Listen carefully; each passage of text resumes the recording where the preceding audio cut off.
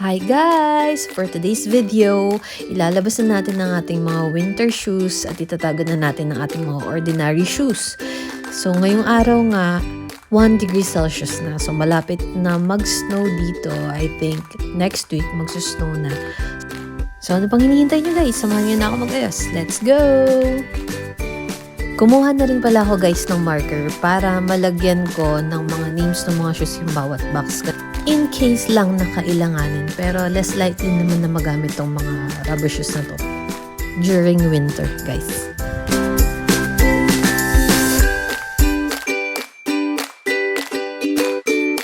Ayun guys, natapos na tayong mag-name ng bawat shoebox.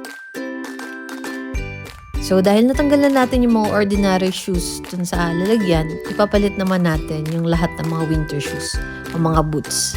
Let's go!